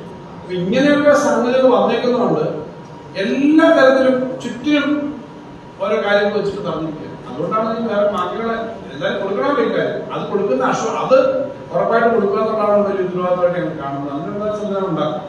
പെൻഷൻ കൊടുക്കുമെന്ന് രാഷ്ട്രീയ പ്രസ്ഥാനങ്ങൾ വേറെ ഉറപ്പായിട്ടൊന്നും കാണാൻ കഴിയില്ല. പറ്റില്ല. പെൻഷൻ മുടങ്ങാതെ കൊടുക്കാൻ നടപടിയെടുക്കുന്ന പ്രഖ്യാപനമാണ് മിനിസ്റ്റർ നടത്തിയത്. അതൊരു രാഷ്ട്രീയ പ്രസ്ഥാനത്തോട് ഉറപ്പായിട്ട് എങ്ങനെ കാണാൻ പറ്റും നടത്തില്ല? അല്ല, ഇതെല്ലാം ഒരു വിശ്വാസമാണല്ലോ. പിണറായി വിജയൻ ഗവൺമെന്റ് പറഞ്ഞിട്ടുള്ള കാര്യങ്ങൾ ഒക്കെ നടപ്പിലാക്കാൻ ശ്രമിച്ചിട്ടുണ്ട്. ഞങ്ങളൊക്കെ പറയുന്നത് വേണമെങ്കിൽ കുറച്ചുകൂടെ അധികം പറയാമല്ലോ. ഒന്നും പറഞ്ഞില്ല. എന്നാ പിന്നെ അടുത്ത പ്രാവശ്യം ഇങ്ങനൊരു കാര്യം ചെയ്യാമെന്നൊന്നും അല്ലല്ലോ പറഞ്ഞു. ഞങ്ങളതിന് വഴിയുണ്ടാക്കും. പക്ഷെ ഇപ്പൊ ഞങ്ങൾക്ക് വാസ്തവത്തിൽ ഇപ്പൊ ഞങ്ങളുടെ ട്രഷറിയിൽ നിന്ന് ബഡ്ജറ്റുമായി ചേർന്ന് പറയണ്ട, അല്ലെങ്കിൽ ഇപ്പോൾ ട്രഷറിയിൽ നിന്ന് ഞങ്ങൾ ആകെ 6000 കോടിയെ ഈ വർഷം എടുത്തിട്ടുള്ളൂ. ഞങ്ങൾ 13,000 കോടി ഞങ്ങൾ എടുക്കും എന്ന് പറഞ്ഞിട്ട് 6000-7000 കോടിക്ക് അപ്പുറം എടുക്കുന്ന സാഹചര്യത്തിൽ ഏറ്റവും കുറഞ്ഞത് ഞങ്ങൾക്ക് 5000 ട്രഷറിയിൽ നിന്ന് എടുക്കും. 3 വർഷം മുമ്പ് ശരാശരി എടുത്താൽ നിങ്ങൾ 13,000 എടുക്കും എന്നുള്ളത് കൊണ്ട് നിങ്ങൾക്ക് 13,000 കുറച്ചേ ആർക്ക് എടുക്കാൻ പറ്റും. ഞങ്ങൾക്ക് 6000 ഞങ്ങളുടെ ട്രഷറിയിൽ നിന്ന് എടുക്കാൻ പറ്റും. 9,000 ആയിരുന്നു. കഴിഞ്ഞ വർഷം ഞങ്ങൾ ആകെ എടുത്ത് 9,000 കോടിയാണ്. 9,000 കോടി കഴിഞ്ഞിട്ട് ഏരിയയുടെ സർട്ടിഫിക്കറ്റ് അപ്പൊ ബാക്കി 5,000 കോടിയോളം 9,000 ആ പണം എടുക്കാനായിട്ട് അതുപോലെ യഥാർത്ഥത്തിൽ എടുക്കാത്ത പണമാണ്. ആ എടുക്കാത്ത പണമാണെങ്കിൽ ഈ പബ്ലിക് അക്കൗണ്ടിന്റെ സാങ്കേതികത. അപ്പൊ ആ 5,000 കോടി ഈ റീപ്ലേസ്മെന്റോട് വന്ന 7,000 കോടി പിന്നെ ഞങ്ങൾക്ക് വേറെ കിട്ടുന്നുണ്ട്. ഇതെല്ലാം കിട്ടിക്കഴിഞ്ഞാൽ തന്നെ ആരോഗ്യത്തിൽ കുറച്ചൊക്കെ മുന്നോട്ട് പോകാൻ പറ്റും. അപ്പൊ അങ്ങനെയുള്ള കാര്യങ്ങള് ആണിപ്പോ നമ്മൾ നേരിടുന്നത്. ആ നേരിടുന്ന കാര്യങ്ങളുകൊണ്ടാണ് നമ്മൾ ഈ പ്രശ്നം പ്രായോഗികമായിട്ട് അടുത്ത വർഷമാകുമ്പോൾ കുറച്ചുകൂടെ കാര്യങ്ങൾ വരും. നമ്മൾ ഇന്ത്യ കുറച്ചുകൂടെ വർദ്ധിക്കാൻ പറ്റും. അത് ചില സ്കീമുകൾ ചെയ്യാന്ന് വെച്ചിട്ടാണ് നമ്മൾ അതുപോലെ എന്തെങ്കിലും അടുത്ത വർഷം ടാക്സിന് രണ്ട് വർഷം ആദ്യത്തെ 2 വർഷം കോവിഡിന്റെ സമയത്തൊക്കെ നല്ല വർധനയുണ്ടായിരുന്നു. കാരണം താഴോട്ട് കോവിഡ് സമയത്ത് നമുക്ക് 7% താഴെ പോയി. ഇന്ത്യ മൊത്തമാണ്. അപ്പൊ താഴെന്ന് പൊങ്ങി വരാൻ കുറച്ചുകൂടെ എളുപ്പമാണ്. താഴെ പോയിട്ട് അവിടെ ഉയർന്നു വന്നു. 2ാമത്തെ വർഷം നല്ല ഉയർച്ച വന്നു. പക്ഷെ ഞാൻ നേരത്തെ ഈ വർഷം അത്ര വർദ്ധിക്കില്ല. അടുത്ത വർഷം ഇതേപോലെ അത്ര വർദ്ധിക്കും. അത്ര പേര് ഇപ്പോഴത്തെ കണക്കനുസരിച്ച് അവിടെയാണ് ഈ ഗുരു പോലെ എക്കണോമിക് റിസഷൻസ് കാണിക്കുന്നത്. സിമെന്റിന് 460 രൂപ ഉണ്ടാകുന്നത് 360 രൂപ. സാധാരണ വില കുറയുമ്പോൾ സന്തോഷിക്കുന്നതാണെന്ന് പറയാം. പക്ഷെ സിമെന്റിന് വില കുറയാൻ ഡിമാൻഡ് ഇല്ലാത്തതുകൊണ്ട് ഇന്ത്യയിലാകെ സിമെന്റിന്റെ ഡിമാൻഡ് കുറഞ്ഞെന്ന് പറഞ്ഞാൽ കൺസ്ട്രക്ഷൻ കുറഞ്ഞെന്നാണ്. അപ്പൊ സാധാരണ നമുക്ക് കിട്ടുന്ന GST കുറയും, ആളുകൾക്ക് കിട്ടുന്ന കൂലി കുറയും, അങ്ങനെ പ്രശ്നം. അപ്പൊ ആ പ്രശ്നങ്ങൾ നേരിടാൻ പറ്റില്ല. ഞാൻ ഈ മാധ്യമങ്ങളുടെ പാക്കേജ് എന്ന പേര് പറഞ്ഞില്ലെങ്കിലും ഒരു 10,000 കോടിയോളം ആളുകളുടെ കയ്യിൽ ചെല്ലാനുള്ള പല കാര്യങ്ങളും ഈ ബഡ്ജറ്റിൽ പറഞ്ഞിട്ടുണ്ട്. അതാണ് 1000 കോടിയുടെ പഞ്ചായത്തിലെ റോഡ് സാധാരണ നമ്മൾ പണിയാൻ പഞ്ചായത്തിൽ വെക്കാറുണ്ട്. പഞ്ചായത്തിൽ ഗ്രാമീണ റോഡുകൾ വിലപ്പെടുകയായിരുന്നു. അപ്പൊ അങ്ങനെ ചെയ്യുന്ന കുറെ കാര്യങ്ങൾ നമ്മൾ വെച്ചിട്ടുണ്ട്. ഇങ്ങനെ ഒന്ന് ആക്യുവേസി ശ്രമിക്കുന്നുണ്ട്. ആക്യുവേസി ചെയ്തിട്ട് ഫണ്ട് വരാൻ പറ്റും. ശതമാനം എത്ര കോടി വേണ്ടി വരും? എപ്പോ കൊടുക്കും? പിന്നെ അത് അടുത്ത ഏപ്രിൽ മാസത്തിലെ ശമ്പളം എന്ന് പറഞ്ഞാൽ മെയ് മാസത്തെ ശമ്പളം മേടിക്കുമ്പോൾ അതിനോട് കിട്ടും. ഏപ്രിൽ മാസത്തെ ശമ്പളം മെയ്യിലാണ് മേടിക്കുന്നത്. ഏപ്രിൽ മാസത്തെ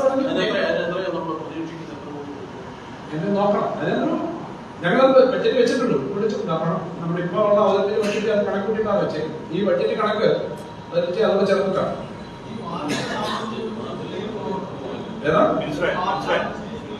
പ്രതിപക്ഷ നേതാവ് പറഞ്ഞത് അന്ന് സഭയിൽ നടത്തിയത് ക്ലീഷേ കമ്മ്യൂണിസ്റ്റ് പ്രസംഗമാണ്. ഒന്ന് 27,000 കോടി രൂപ അവിടെ നിന്ന് ലഭിക്കുക എന്ന് പറഞ്ഞ് മന്ത്രി മാധ്യമങ്ങളെ പോലും കബളിപ്പിക്കുന്നതാണ്. നികുതി നിർദ്ദേശങ്ങൾ പ്രായോഗികമല്ല. 27,000 കോടി രൂപ കേന്ദ്രത്തിൽ നിന്ന് ലഭിക്കും. അത് പറയുന്നത് മന്ത്രി മാധ്യമങ്ങളെ അടക്കം കബളിപ്പിക്കുകയാണ്. നികുതി നിർദ്ദേശങ്ങൾ പ്രായോഗികമല്ല. അത് അന്ന് ഈ പെട്രോളിന്റെ സെസ് ഇപ്പൊ തന്നെ അത് തെറ്റാണെന്ന് പറഞ്ഞത് തെളിഞ്ഞു. ഇപ്പോൾ അത് ഉപഭോഗം കുറഞ്ഞു എന്ന കാര്യം പറയുന്നു. പിന്നെ ഓപ്പൺ ഡിബേറ്റിന് മന്ത്രിയെ വെല്ലുവിളിക്കുകയും ചെയ്തു. ഓപ്പൺ ഡിബേറ്റ് പ്രത്യേകം വെല്ലുവിളിക്കുന്നുണ്ടല്ലോ. 12, 13, 14 തീയതികൾ ഓപ്പൺ ഡിബേറ്റിനോട് ഡിബേറ്റ് ആണല്ലോ. പ്രത്യേകിച്ച് ഞാൻ വെല്ലുവിളിക്കുന്നത് പാർലമെന്റിന്റെ അസംബ്ലിയുടെ അല്ലെങ്കിൽ പാർലമെന്റ് സിസ്റ്റത്തിന്റെ പ്രത്യേകത എന്താ? ഓപ്പൺ ഡിബേറ്റ് ആണല്ലോ നടക്കുന്നത്. ഞങ്ങൾ ഓപ്പൺ ഡിബേറ്റ് തയ്യാറായതുകൊണ്ടാണല്ലോ അസംബ്ലി ബഡ്ജറ്റ് വെക്കുന്നത്. ബഡ്ജറ്റിന്റെ അടിസ്ഥാനത്തിൽ ചർച്ച ചെയ്യുന്നത്. ഞങ്ങൾ എപ്പോഴും ചർച്ച ചെയ്യുന്നുണ്ട്, ഇപ്പോഴും ചർച്ച ചെയ്യുന്നു. ഞാൻ ഇന്നത്തെ പ്രതിപക്ഷ നേതാവ് യഥാർത്ഥത്തിൽ ഇന്നലെ അവരുടെ അഖിലേന്ത്യാ പ്രസിഡന്റ് തൃശ്ശൂർ വന്ന് നടത്തിയ പ്രസംഗം അദ്ദേഹം അംഗീകരിക്കുന്നുണ്ടോ? ഇന്ത്യയിലെ സംസ്ഥാനങ്ങളോടെല്ലാം വളരെ മോശമായ വേർതിരിക്കത്തോടുകൂടിയാണ് കേന്ദ്ര ഗവൺമെന്റ് പ്രവർത്തിക്കുന്നതെന്ന് അദ്ദേഹം പറഞ്ഞല്ലോ. AICC പ്രസിഡന്റ് കേരളത്തിൽ ഇതെല്ലാം ഇവിടെ ഒന്നും കിട്ടാനില്ല, കുറച്ചേ ഉള്ളൂ എന്ന് പറയുമ്പോൾ ഞങ്ങൾ 8-ാം തീയതിയാണ് സമരം പ്രഖ്യാപിച്ചത്. നമ്മൾ സമരം പ്രഖ്യാപിച്ചു. 7-ാം തീയതി കർണാടകത്തിലെ നേതാക്കന്മാരെല്ലാം പോന്നു. ഇവിടെ പറഞ്ഞേക്കാൾ അട്ടൂടെ കട്ടിക്കാണ് പറയുന്നത്. ഇങ്ങോട്ട് ഇവിടെ പോന്നു. മമതാ ബാനർജി മുഖ്യമന്ത്രി, ബംഗാൾ മുഖ്യമന്ത്രി 2 ദിവസം 48 മണിക്കൂർ ഇതേ വിഷയം പറഞ്ഞ് അവിടെ പിന്നെ വിരോധം വരുന്നു. പഞ്ചാബ്, മറ്റേ എല്ലാ സംസ്ഥാനങ്ങളും പറയണം. കേരളം മാത്രം 3 വർഷമായി പറഞ്ഞുകൊണ്ടിരുന്ന ഒരു കാര്യം ഇപ്പൊ എല്ലാവരും പറയുന്നു. അപ്പം ആ പറഞ്ഞ കാര്യം ഒരു ഡിബേറ്റിന്റെ ആവശ്യമില്ല. ബഹുമാനായ ഖാർഗെ ഉൾപ്പെടെ ഒരു ഡിബേറ്റും ഇല്ലാതെ ഈ കാര്യം മനസ്സിലാക്കിയിട്ടുണ്ട്. AICC പ്രസിഡന്റ് ഉൾപ്പെടെ മനസ്സിലാക്കിയിട്ടുണ്ട്. കേരളത്തിലെ പ്രതിപക്ഷ നേതാവിന് മനസ്സിലാക്കില്ല എന്ന് പറഞ്ഞാൽ ഞാൻ വിശ്വസിക്കുന്നു. രാഷ്ട്രീയമായിട്ട് പറയും. രണ്ടാമത് നിയമസഭയ്ക്കകത്ത് പറഞ്ഞ കാര്യങ്ങൾ മൊത്തം ഈ കേന്ദ്രം തരാനുള്ള കാര്യങ്ങളും കണക്കുകളും പറഞ്ഞു. ബാക്കി 3 കാര്യം പറഞ്ഞു. അതിനകത്ത് ഏതാ നിങ്ങൾ നോക്കിക്കഴിഞ്ഞാൽ 22 ലക്ഷം രൂപയാണ്, 22 ലക്ഷം കോടി രൂപയാണ് സംസ്ഥാനങ്ങൾക്കായിട്ട് മാറ്റിവെച്ചിട്ടുള്ളത്. 22 ലക്ഷം കോടി രൂപയിലെ എത്ര ശതമാനം കേരളത്തിൽ കിട്ടും? കണക്കൂട്ടി നോക്കൂ. ഞാൻ കണക്കൊന്നും പറഞ്ഞു. അങ്ങനെ കിട്ടാനുള്ളപ്പോൾ വരുന്നുണ്ടോ? ഇല്ല. അപ്പൊ ഇത് സംസ്ഥാനങ്ങൾ കിട്ടണം. പ്രതിപക്ഷം ഭരണപക്ഷമൊക്കെ വരികയും പോവുകയും ചെയ്തു. പക്ഷേ സംസ്ഥാനത്തിന്റെ താല്പര്യമേ പറയുന്നു. ഡിബേറ്റിന്റെ പ്രശ്നമില്ല. ഡിബേറ്റ് തന്നെയാണ്. അടുത്ത 3 ദിവസം അസംബ്ലിയിലെ ചർച്ച ഈ ഡിബേറ്റ് തന്നെയാണ്. അവിടെ ഈ കാര്യങ്ങളെല്ലാം പറയും. അതിനകത്ത് ഞങ്ങൾ പറഞ്ഞതിനകത്തൊന്നും വ്യത്യാസമില്ല. എല്ലാ കണക്കുകളും കൃത്യമായി പറഞ്ഞ മനസ്സിലാക്കും. ചൂണ്ടിക്കാണിച്ചത് ഈ 57,000 കോടി രൂപയുടെ ഈ കണക്ക് പറയുന്നതിനകത്ത് അങ്ങ് നേരത്തെ കേന്ദ്രത്തിൽ അയച്ച കത്തില് വെറും 3000 കോടി രൂപയാണ് കിട്ടാനുള്ളത്. അത് വളരെ കൃത്യമായിട്ട് അസംബ്ലിയിൽ ഞാൻ പറഞ്ഞിട്ടുള്ളതാണ്. അല്ല, പിന്നെ വേറൊരു കാര്യം പറഞ്ഞാൽ ഞാനൊരു അപ്പൊ ഈ ഇതിനകത്ത് പിന്നെ ഒന്നാമത് പറയുന്നത് റവന്യൂ ഡെഫിസിറ്റ് ഗ്രാന്റിന്റെ കേസ്. അപ്പം റവന്യൂ ഡെഫിസിറ്റ് ഗ്രാന്റിന്റെ കാര്യത്തിലാണെങ്കിൽ ഈ മുമ്പ് ഉമ്മൻചാണ്ടി ഗവൺമെന്റിന്റെ കാലത്ത് 90,000 കോടി രൂപയാണ് റവന്യൂ ഡെഫിസിറ്റ് ഗ്രാന്റ് കിട്ടിയെങ്കിൽ ഇപ്പം അങ്ങേക്ക് 53,000 കോടി കിട്ടി. ആ 53,000 കോടി വാങ്ങിയിട്ടാണ് അന്ന് അവിടുത്തെ റവന്യൂ ഡെഫിസിറ്റ് ഗ്രാന്റ് കിട്ടുന്നില്ല എന്ന് പറഞ്ഞില്ല. GST കോമ്പൻസേഷൻ ആണെങ്കിൽ പാർലമെന്റ് പാസ്സാക്കിയ നിയമം അനുസരിച്ച് പ്രതിപക്ഷ നേതാവ് പറഞ്ഞാലും പാർലമെന്റ് പാസ്സാക്കിയ നിയമം അനുസരിച്ച് 5 വർഷമേ നമുക്ക് GST കോമ്പൻസേഷൻ ആക്കുന്നുള്ളൂ. അപ്പൊ ഇനി കേസ് നമുക്കിനി 2 വർഷം കൂടെ അവർ എക്സ്റ്റെൻഡ് ചെയ്യാൻ തീരുമാനിച്ചാൽ നമുക്ക് കിട്ടത്തില്ല. കാരണം 14ആണ് അവിടുത്തെ GST കേരളത്തിന്റെ 20ആണ്. അപ്പൊ അതുകൊണ്ട് നമുക്ക് GST കോമ്പൻസേഷൻ കിട്ടാറില്ല. അപ്പൊ ഇതൊന്നും ഇല്ലാതെ മിനിസ്റ്റർ കേരളത്തിലെ, അതായത് പൊതുജനങ്ങളെ, മാധ്യമങ്ങളെ എല്ലാം ഈ കള്ളക്കണക്ക് പറഞ്ഞ് തെറ്റിദ്ധരിപ്പിക്കുകയാണ്. ശരിക്കും ഈ 57,000 കോടി രൂപ എന്ന് പറയുന്ന ഒരു പൈസ നമുക്ക് കേന്ദ്രത്തിൽ നിന്ന് കിട്ടാനേ ഇല്ല എന്നാണ് തോന്നുന്നത്. അതാണ് അദ്ദേഹത്തിന്റെ ഗുണം. പക്ഷേ കർണാടകത്തിലെ മന്ത്രി, കർണാടകത്തിലെ മുഖ്യമന്ത്രി, അവിടുത്തെ മന്ത്രിമാരും ഈ ദിവസം പറഞ്ഞത് 65,000 66,000 കോടി അവർക്ക് ബഡ്ജറ്റ് വേറെ ബഡ്ജറ്റിൽ കട്ട് ചെയ്യുന്നു. 65,000 കട്ട് ചെയ്യുന്നു പറഞ്ഞല്ലോ. ഈ കിട്ടാനുള്ളതിന്റെ കണക്കുണ്ട്. നമുക്ക് നമ്മുടെ ജനസംഖ്യ വെച്ച് അല്ലെങ്കിൽ നമുക്ക് നേരത്തെ കിട്ടിക്കൊണ്ടിരുന്നൊരു മാനദണ്ഡം വെച്ച് കിട്ടേണ്ടതാണ്. ഇവരൊരു ഫൈനാൻസ് കമ്മീഷൻ വന്ന് തീരുമാനിച്ച് പല ക്രൈറ്റീരിയ വെച്ച് തീരുമാനിച്ച് നമുക്ക് നമ്മളെക്കാളും ജനസംഖ്യ ഉണ്ട്, നമ്മുടെ തുകയ്ക്ക് തുല്യമായി കിട്ടിക്കൊണ്ടിരുന്നത് കുറച്ച് കിട്ടിക്കൊണ്ടിരിക്കുന്ന സ്റ്റേറ്റുകൾക്ക് നമ്മളെക്കാളും കൂടുതൽ പെർസെന്റേജ് കിട്ടുന്നു. നമുക്ക് ഈ കാര്യം പറഞ്ഞു. അന്ന് തൊട്ടേ നമ്മൾ പറയുന്നത് ഇത് ശരിയല്ല.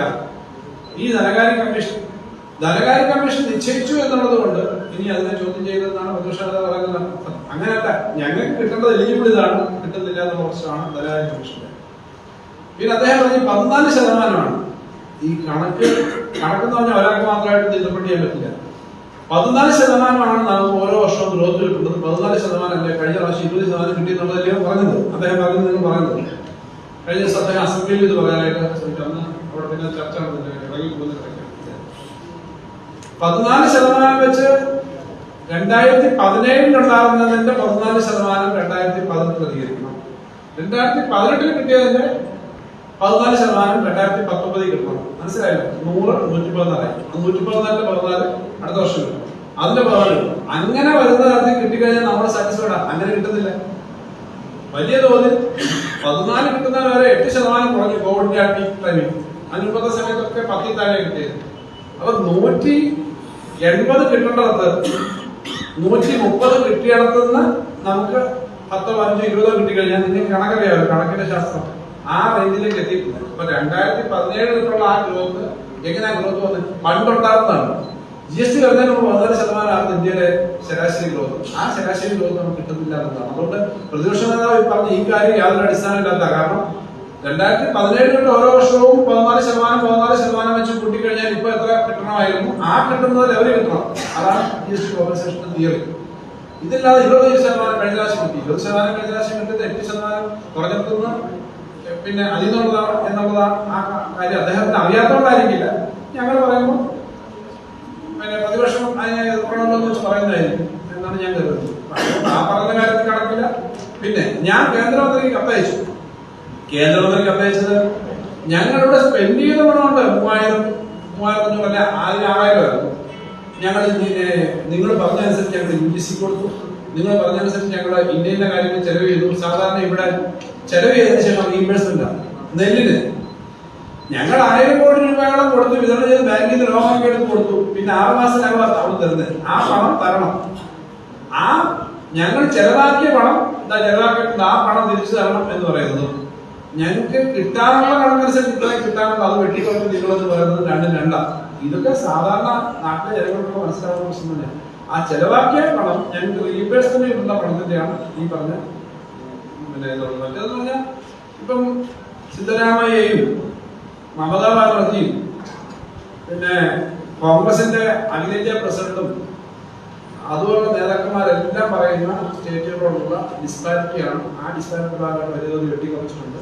ചില സ്റ്റേറ്റ് 70 കിട്ടുന്നു, ഞങ്ങൾക്ക് 21 കിട്ടുന്നുള്ളൂ എന്നതിനെ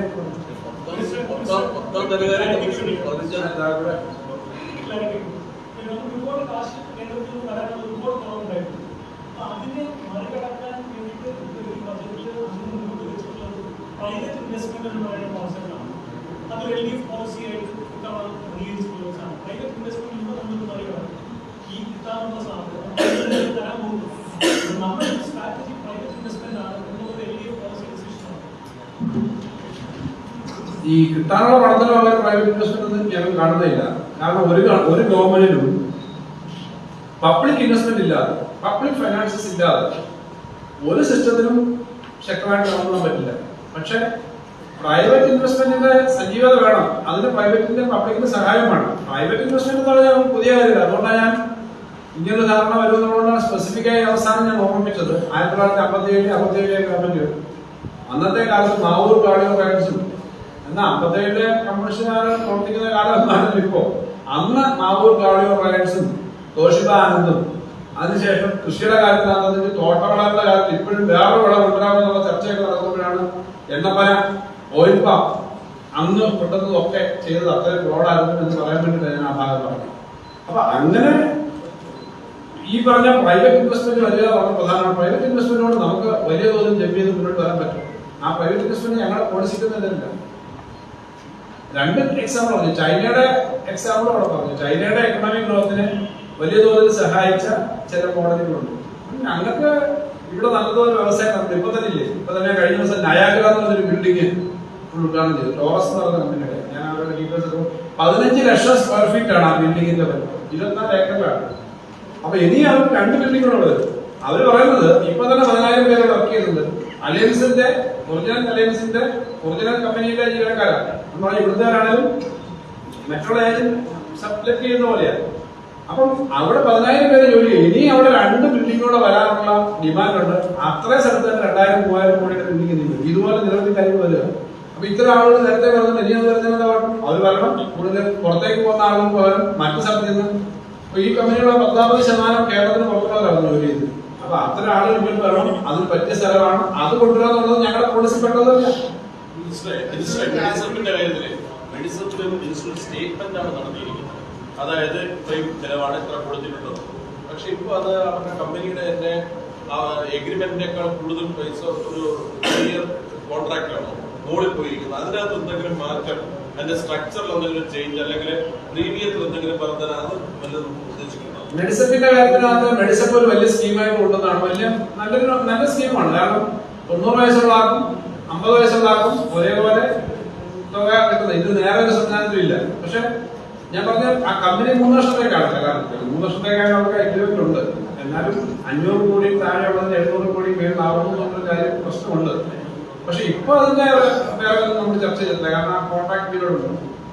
ആ കോൺട്രാക്ട് പീരീഡ് കഴിഞ്ഞിട്ട് വരുമ്പോഴത്തേക്ക് വീണ്ടും ബിഡ് ചെയ്യണം. ആ സമയത്തായിരിക്കും വരിക. എന്തായാലും മെഡിസപ്പ് പോലെ പദ്ധതി നല്ല പദ്ധതിയാണ്. അതിനകത്ത് കുറെ പരാതികളുണ്ട്. ചില സ്ട്രീറ്റ് ചെയ്യാനുണ്ട്, ചില ഹോസ്പിറ്റലിന്റെ പ്രശ്നമുണ്ട്.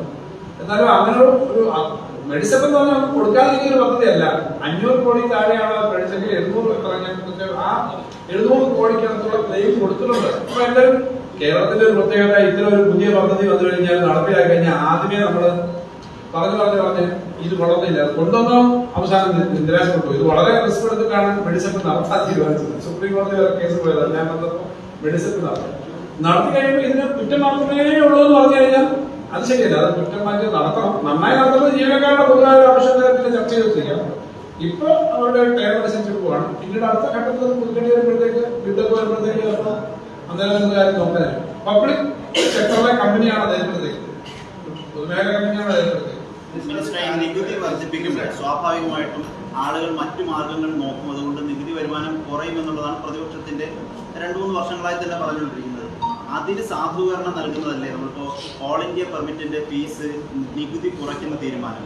ഈ കേന്ദ്ര നിയമം ഉപയോഗപ്പെടുത്തി മറ്റുള്ളവർ മറ്റു സംസ്ഥാനങ്ങളിൽ പോയി എടുക്കുന്നു. ആ നിലയിൽ മറ്റ് സാധ്യതകൾ ആളുകൾ നോക്കുകയില്ല.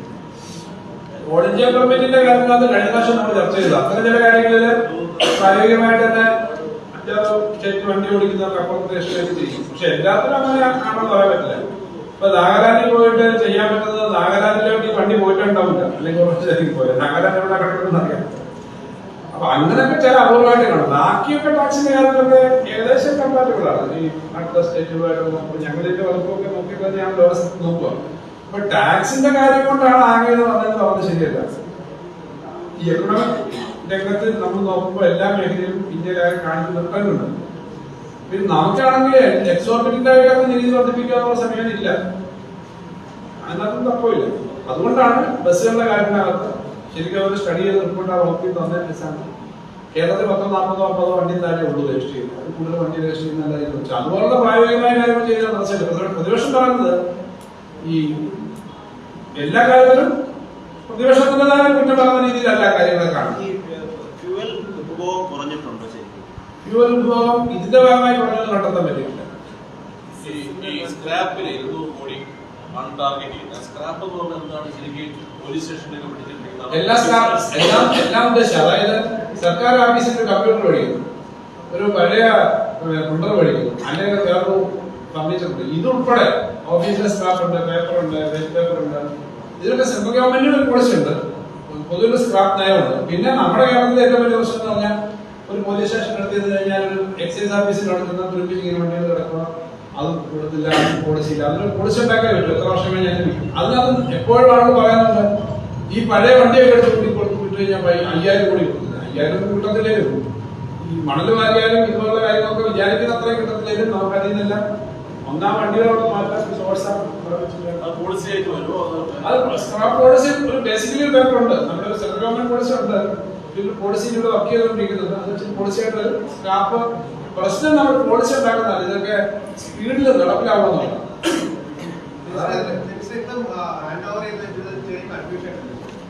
ടോട്ടൽ ചെലവ് നമ്മുടെ 1,38,455 കോടി രൂപ വരവും 1,86,27 കോടി ചെലവുകളാണ് ഇതിൽ കാണുന്നത്.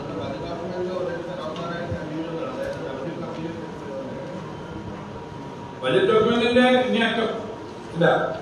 റവന്യൂ വർഷത്തിലെ 1,38,000 അല്ലേ?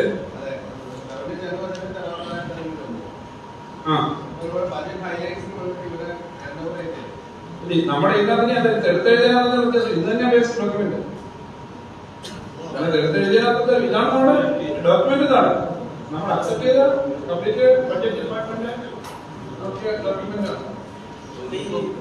ഇന്നിപ്പോ പ്രതിപക്ഷ നേതാവ് പറഞ്ഞ ഒരു കണക്കിന്റെ കാര്യമില്ല. 2023-24 പുതിയ ബഡ്ജറ്റ് എസ്റ്റിമേറ്റ് റവന്യൂ വരവ് 1,26,000 23-24 അല്ല കഴിഞ്ഞ വർഷത്തെ 2023-24 നമ്മളിപ്പോ ജീവിച്ചോണ്ടിരിക്കുന്ന ഈ സാമ്പത്തിക വർഷം അത് 1,26,737 കോടിയാണ്. നമ്മൾ അടുത്ത ബഡ്ജറ്റിൽ, അതായത് അടുത്ത സാമ്പത്തിക വർഷത്തേക്ക് ഇന്ന് അങ്ങ് അവതരിപ്പിച്ച ബഡ്ജറ്റിൽ 1,38,655 കോടിയാണ്. അപ്പൊ ഏതാണ്ട് ഒരു 10% വർധനവേ വരുമാനത്തിൽ ഉണ്ടാവുന്നുള്ളൂ എന്നുള്ള ഒരു ആരോപണമാണ് അദ്ദേഹം പറഞ്ഞത്. അതുപോലെ ഈ പറഞ്ഞ കമ്മിയുടെ കാര്യത്തിൽ കഴിഞ്ഞ തവണ 24,585.31 ആണെങ്കിൽ ഇത്തവണ അത് കമ്മി അത് 27,846 കോടി രൂപയായി വർദ്ധിക്കും. അപ്പൊ സംസ്ഥാനം ഗുരുതരമായ വർദ്ധിക്കുന്നുണ്ടല്ലോ. അല്ല വരുമാനത്തിൽ അദ്ദേഹം നോക്കേണ്ട ഒരു കാര്യം പറയാം. 1, 2, 3, 4, 5 ഗ്രാൻഡിന്റെ ഒരു കുറവ് ആ കുട്ടി നോക്കി ഇത് അത് നോക്കിയിട്ടല്ല. ഇതാ ഈ ഗ്രാൻഡിന്റെ എന്ന് പറഞ്ഞ കോളത്തില് 2021-22 നമുക്ക് കിട്ടിക്കൊണ്ടിരുന്നത് കേരളത്തിൽ 30,017. 2022-23 27,377. 23-24 നമ്മൾ പ്രതീക്ഷിച്ചത് 15,800 പക്ഷെ കിട്ടിയത് 11,660. അപ്പം 30,000 കിട്ടിയിടത്തുനിന്ന് അടുത്ത വർഷം 27,000 ഇപ്പോ കറണ്ട് ഇയറിൽ 11,000 20,000 19,000 കോടിയാണ് കുറവ്. അന്ന് അടുത്ത വർഷം 11,000 തന്നെ പ്രതീക്ഷിക്കുന്നു. അപ്പം 19,000 കോടി 2 വർഷം കൊണ്ട് കുറവ് വന്നിട്ടും 3,000 കോടിയുടെ കമ്മിയിലേക്ക് പോയുള്ളൂ. 19,000 കോടി പറയുമ്പോൾ 19,000 കോടി കമ്മി വരാം. അപ്പൊ ബാക്കി എങ്ങനെ പിടിച്ചു തന്നെ? ബാക്കി നമ്മൾ തലമുറ വേണ്ടി വർദ്ധിപ്പിച്ചുകൊണ്ടാണ്. ഇതോടെ നോക്കണം. ഇവിടെയാണ് കേന്ദ്രം തരാനുള്ളതെന്ന് തരത്തിന്റെ പ്രശ്നം. 30,000 തന്നുകൊണ്ടിരുന്നതാണ് ആക്ച്വൽ കണക്കാണല്ലോ. മനസ്സിലായി. ഈ ആംബുലൻസ് സ്കീം പുതിയത് പ്രഖ്യാപിച്ചു. സമയത്തിന്റെ പ്രശ്നം. അതെ. പക്ഷെ നേരത്തെയുള്ള ആംനസ്റ്റിയുടെ ഒരു റിവ്യൂ നടത്തിയിട്ടുണ്ടോ? അത് എത്രമാത്രം ആംനസ്റ്റി പദ്ധതി നേരത്തെ ഉള്ള കണക്കുകൾ ഇപ്പൊ എന്റെ കയ്യിലില്ല. എന്തായാലും ആംനസ്റ്റി പദ്ധതി കഴിഞ്ഞതിന്റെ മുമ്പത്തെ വർഷത്തെ ആംനസ്റ്റി പദ്ധതി ഒക്കെ നമുക്കെല്ലാം പണം വന്നിട്ടുണ്ട്. ഇപ്പോഴത്തെ ആംനസ്റ്റി ഒരു കാര്യം ഞാൻ എടുത്തു പറയാൻ ആഗ്രഹിക്കുന്നു. ആകെയുള്ള GST GST-യിലാണല്ലോ വലിയ നമ്പർ 45,000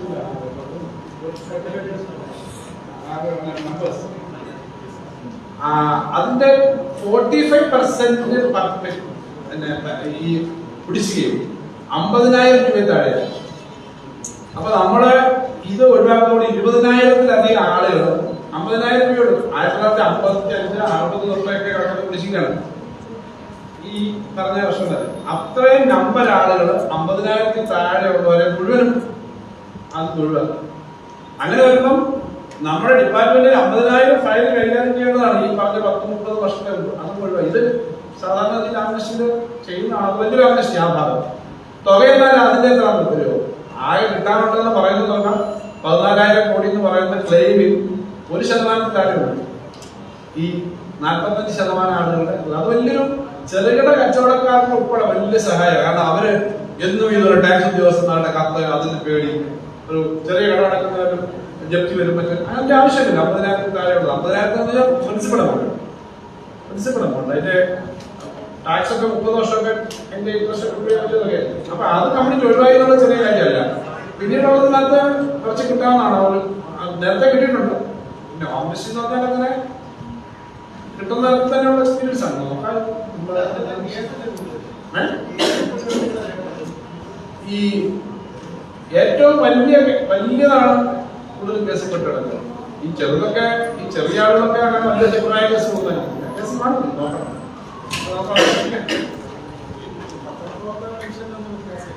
പത്രപ്രവർത്തക പെൻഷന്റെ കുറിച്ച് പറയാം. പത്രപ്രവർത്തക പെൻഷന് ഇപ്പൊ അവർക്ക് 12,000 രൂപ കിട്ടുന്നില്ല എന്നൊരു പ്രശ്നം ഉണ്ടായിരുന്നു.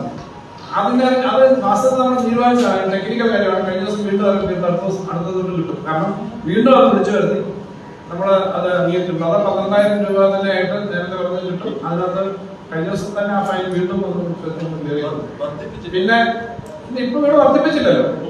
ബഡ്ജറ്റിനകത്ത് വർദ്ധിപ്പിച്ചില്ല. പക്ഷെ ഒരു 500 രൂപ കിട്ടുന്നതിന്റെ ഒരു താമസം വരുന്ന ഒരു പ്രശ്നം ഉണ്ടായിരുന്നു. അത് നമ്മുടെ ഇതല്ല. നമ്മൾ നേരത്തെ തീരുമാനിച്ചെങ്കിലും കറക്റ്റ് ചെയ്ത സിസ്റ്റത്തിന്റെ നിങ്ങൾക്ക് അറിയാം. രണ്ടാമത് നിങ്ങൾ കഴിഞ്ഞ ദിവസം നിങ്ങൾ തന്നെ നിങ്ങളുടെയൊക്കെ സംഘടനയുടെ റെപ്രസെന്റേഷൻ ആണ് നിങ്ങളുടെ ഈ മെഡിക്കൽ ഇൻഷുറൻസ് എന്നുള്ള പണം അല്പം കൂട്ടണമെന്ന്. ആ പണം 25 ലക്ഷം കൂട്ടിയിട്ടുണ്ട്. 50 ലക്ഷം ആയപ്പോൾ അത് 75 ലക്ഷം ആക്കിയിട്ടുണ്ട്. ആരോഗ്യ ഇൻഷുറൻസ്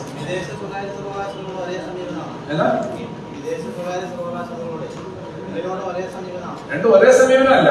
ഒന്ന് സ്വകാര്യ സർവകലാശാലകൾ വരും എന്ന് പറയുന്നത്, മറ്റേത് വിദേശ സർവകലാശാലകളുടെ താമസത്തിനെ പറ്റിയുള്ള കാര്യങ്ങൾ പരിശോധിക്കുന്നു.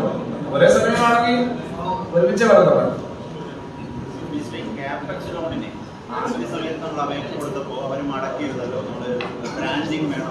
അത് നമ്മൾ 1900 രണ്ടാമത് പ്രാവശ്യം ബ്രാൻഡിങ് പറഞ്ഞിട്ടാണ്. ഇപ്പം നോക്കാൻ അതെ. ഇപ്പം വീണ്ടും നമ്മള് ശ്രമിക്കുകയാണ്.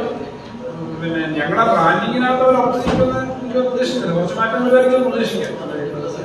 കാരണം ഇത്രയും സെക്ടറിൽ പ്രശ്നം ഇപ്പൊ നിങ്ങൾ അറിയാം. ഒറ്റയ്ക്ക് ഇങ്ങനെ പറഞ്ഞുകൊണ്ടിരിക്കുക നമ്മള് ഞാനായാലും കേരളമായാലും. ഇപ്പൊ അങ്ങനല്ലല്ലോ. കർണാടകത്തിൽ പറയുന്നു, DMK പറയുന്നു, DMK ഡൽഹി സമരം നടക്കുന്നു, ബംഗാൾ പറയുന്നു, ഡൽഹി, പഞ്ചാബ്. ഇഷ്യൂ ഒരു ജനുവൻ ഇഷ്യൂ ആണ്, ന്യായമായിട്ടൊരു ഇഷ്യൂ ആണ് എന്നുള്ളത് വന്നിട്ടുണ്ട്. ഞങ്ങൾക്ക് ആരുമായിട്ട് തർക്കിച്ച് വഴക്കുണ്ടാക്കുക എന്നുള്ളതല്ല, ന്യായമായ കേരളത്തിൽ കിട്ടാനുള്ളത്. ആ കിട്ടാനുള്ളതിനുള്ള കുറച്ചുകൂടി ഒരു ആർഗ്യുമെന്റ് വന്നിട്ടുണ്ടെന്ന് ഞാൻ വിചാരിക്കും. Okay, thank you.